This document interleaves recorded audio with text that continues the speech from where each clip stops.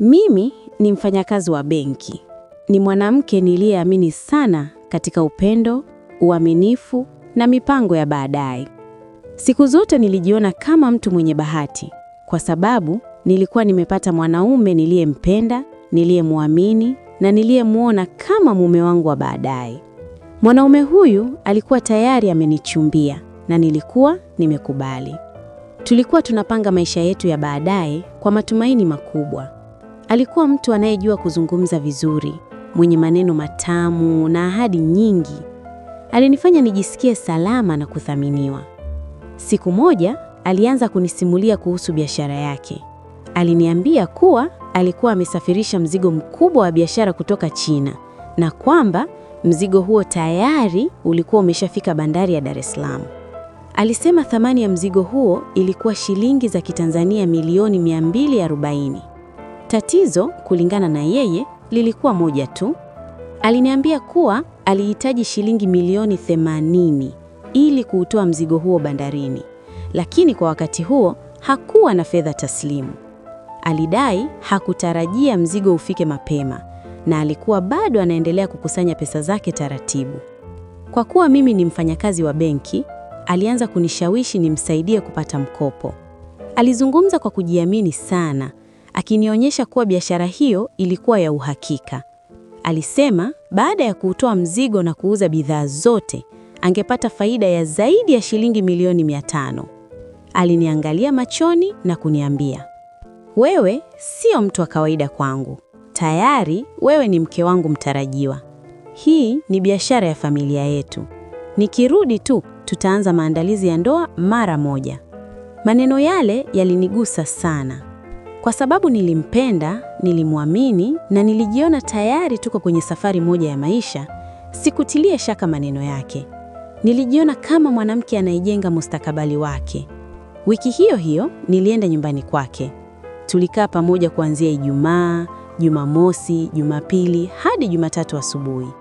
Tulizungumza sana kuhusu maisha yetu ya baadaye, mipango ya ndoa na jinsi biashara yake itakavyobadilisha maisha yetu.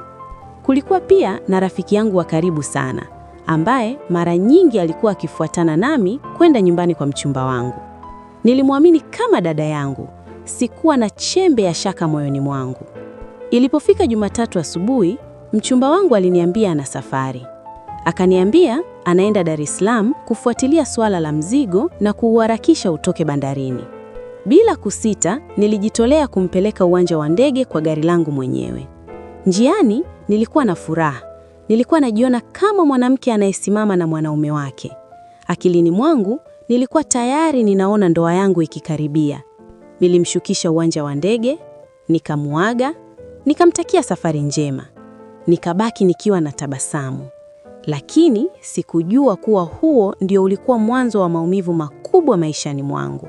Baada ya siku chache tangu nimpeleke uwanja wa ndege, mambo yakaanza kubadilika taratibu. Mchumba wangu alianza kuwa mtu wa simu chache. Nikimpigia, simu ilikuwa haipatikani.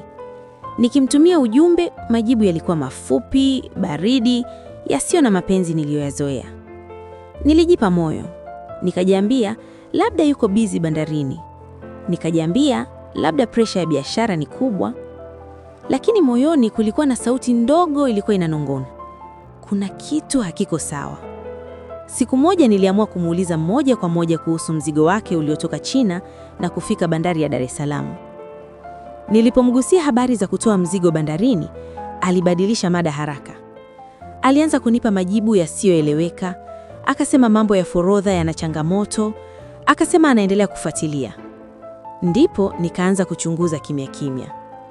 Nilitumia ujuzi wangu kama mfanyakazi wa benki na mtandao wa watu ninaowafahamu. Nilijaribu kuulizia kuhusu mzigo huo bandarini. Nilipiga simu, nikauliza, nikafuatilia. Ukweli ulikuwa mchungu. Hakukuwa na mzigo wowote, hakukuwa na biashara yoyote ya shilingi milioni 240, hakukuwa na kitu chochote bandarini kilichohusiana naye. Moyo wangu ulianza kudunda kwa kasi. Mikono ilianza kunitetemeka. Lakini bado sikutaka kuamini. Wakati huo huo, niligundua jambo jingine la ajabu. Rafiki yangu wa karibu kabisa pia alikuwa amepotea. Nilipompigia simu haipatikani, nikituma ujumbe hakuwa akijibu. Yule rafiki aliyekuwa akija nyumbani kwangu, aliyekuwa akifuatana nami kwenda nyumbani kwa mchumba wangu, ghafla akawa kimya kabisa. Ndipo vipande vya ukweli vikaanza kuungana. Nilipochunguza zaidi, niligundua kuwa siku ile niliyompeleka mchumba wangu uwanja wa ndege, rafiki yangu pia alikuwa na safari siku hiyo hiyo, safari ya nje ya nchi. Ndipo ukweli ukaanza kunipiga kama radi. Moyo wangu ulipasuka vipande vipande. Hatimaye ukweli wote ulijitokeza wazi. Mwanaume niliyempenda, niliyemwamini, niliyemwona kama mume wangu wa baadaye, hakuwa anaenda Dar es Salaam. Alikuwa anasafiri kwenda Uingereza. Na safari hiyo hakuwa peke yake. Alikuwa na rafiki yangu wa karibu kabisa. Watu wawili niliowaamini kwa moyo wangu wote walikuwa wakipanga maisha yao kwa kunitumia mimi kama ngazi. Hadithi ya mzigo wa China, pesa za kutoa mzigo bandarini, ahadi za ndoa na faida ya mamilioni, yote yalikuwa uongo uliopangwa vizuri. Nilikaa peke yangu, nikalia, nikajiuliza maswali mengi yasiyo na majibu. Lakini katikati ya maumivu, nilifanya uamuzi mmoja muhimu. Sikujilaumu. Nilijua nilipenda kwa dhati. Nilisaidia kwa moyo safi. Nilikuwa mkweli. Makosa hayakuwa yangu, bali yao. Nilijifunza kuwa upendo bila mipaka unaweza kuwa hatari. Ahadi tamu zinaweza kuficha sumu. Na si kila rafiki anayekuita dada ana nia njema. Nilisimama tena. Nilijijenga tena. Nilijifunza kupenda kwa hekima, si kwa upofu. Leo ninaposimulia hadithi yangu, si kwa ajili ya kulia tena, bali kwa ajili ya kuwaonya wengine. Kwa sababu wakati mwingine, usaliti hauji kutoka kwa adui. Huja kutoka kwa watu uliowaweka karibu zaidi na moyo wako. Baada ya kugundua ukweli wote, maumivu hayakuwa tu ya moyo, yalikuwa pia ya hasara ya pesa, heshima na imani. Nilikaa kwa siku kadhaa nikiwa nimechanganyikiwa. Nilikuwa nikijiuliza kama niache tu, nisahau kila kitu na kuendelea na maisha yangu. Lakini kila nilipojikumbusha jinsi nilivyodanganywa, jinsi nilivyotumiwa na jinsi walivyopanga kunivunja, nilijua jambo moja: nisingekaa kimya.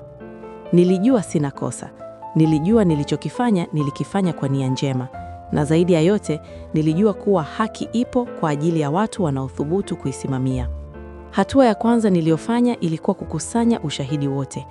Nilikaa chini nikaanza kupitia simu yangu, ujumbe wote wa WhatsApp, rekodi za simu, ahadi alizoandika kuhusu mzigo uliotoka China kwenda bandari ya Dar es Salaam, maelezo ya pesa alizoomba kwa ajili ya kuutoa mzigo bandarini, uthibitisho wa miamala ya fedha. Nilihifadhi kila kitu, sikuacha hata ujumbe mmoja.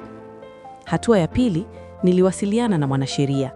Nilipomweleza hadithi yangu yote, alinitazama kwa makini kisha akaniambia maneno ambayo sitayasahau. Hii sio hadithi ya mapenzi tu. Hii ni kesi ya udanganifu na wizi wa kimtandao. Una haki ya kudai pesa zako kisheria. Kwa mara ya kwanza tangu yote yatokee, nilihisi mwanga wa matumaini. Tulianza kwa kuandika barua ya madai rasmi au demand notice. Barua hiyo ilieleza wazi kiasi cha pesa kilichochukuliwa, njia alizotumia kudanganya, muda aliopewa kurejesha pesa bila kufikishwa mahakamani. Barua ilitumwa kupitia anwani zake zote, barua pepe, namba za simu na hata kwa watu wake wa karibu. Kwa muda mrefu hakujibu, lakini sheria ina subira, sio udhaifu. Hatua iliyofuata ilikuwa kufungua kesi rasmi. Nilitoa maelezo yangu kwa vyombo vya sheria. Nikawasilisha ushahidi wote niliokuwa nao. Kesi ilisimamiwa kama udanganyifu wa kifedha. Uchunguzi ulipoanza, mambo yakaanza kubadilika. Ilibainika kuwa hakuwa na mzigo wowote uliotoka China. Hakukuwa na biashara bandarini. Alikuwa ametumia hadithi hiyo kuwahadaa watu kadhaa, si mimi peke yangu. Kupitia ushirikiano wa kimataifa, taarifa zake zilifuatiliwa. Akaonekana yuko Uingereza lakini rekodi zake za kifedha zilikuwa bado zinaonekana. Hatua kwa hatua akaanza kuhisi presha ya sheria. Siku moja nilipokea simu kutoka kwa mwanasheria wangu. Sauti yake ilikuwa tulivu lakini yenye furaha. Amejitokeza, anataka mazungumzo. Mazungumzo yalifanyika kwa njia ya kisheria. Hakukuwa na maneno na mapenzi tena. Hakukuwa na ahadi tupu. Kulikuwa na mikataba na sahihi. Alikubali kuwa alichokifanya kilikuwa kosa. Alikubali kurejesha pesa zote alizochukua kwa awamu ikiwa ni lazima, lakini chini ya makubaliano ya kisheria. Miezi ilipita. Kila awamu ya malipo ilipoingia kwenye akaunti yangu, nilihisi sio tu kurejeshewa pesa, bali kurejeshewa heshima yangu. Hatimaye siku moja nilipokea ujumbe kutoka kwa benki. Kiasi kilichodaiwa kimekamilika kulipwa. Nilikaa kimya kwa dakika kadhaa. Nikavuta pumzi, nikashusha machozi, lakini safari hii hayakuwa machozi ya maumivu, bali ya ushindi. Sikupata pesa tu, nilipata nguvu yangu tena. Nilijifunza kuwa mwanamke anayesimama kwa haki yake ni hatari kwa dhuluma. Sheria ipo kwa ajili ya wanaothubutu kuisema, na ukimya hauponyi, hatua ndizo huponya. Leo nikiangalia nyuma, sioni hadithi yangu kama ya kushindwa, naiangalia kama ushuhuda. Ushuhuda kwamba unaweza kuumizwa lakini usivunjike. Unaweza kudanganywa lakini usikae kimya. Unaweza kupoteza lakini bado ukashinda. Asante kwa kufuatilia simulizi hii mpaka mwisho. Kila siku tunakuandalia hadithi mpya zenye msisimko, mapenzi, visa, mafunzo na matukio ambayo hutakiwi kuyaacha yapite. Hapa ndio mahali pekee unapopata simulizi zilizoshikana, zenye ladha ya kipekee na zinazokufanya utamani kusikia sehemu inayofuata mara moja. Kama umependa stori ya leo, basi hakikisha unabofya kitufe cha subscribe, ushike pia alama ya kengele ili kila simulizi mpya inapowekwa uwe wa kwanza kuipokea. Kila siku tunakuletea visa vipya vya kusisimua, vya kuhuzunisha, vya kupendeza na vingine vya kukushangaza kiasi cha kukufanya utake kusikiliza tena na tena. Usipitwe na safu ya hadithi kubwa tunazoziandaa zinakuja, kila moja ikiwa tamu kuliko iliyotangulia. Hivyo, kaa karibu nasi, subscribe sasa na tuendelee pamoja kwenye dunia hii ya simulizi zisizoisha. Asante kwa kutazama na karibu tena kwenye simulizi inayofuata.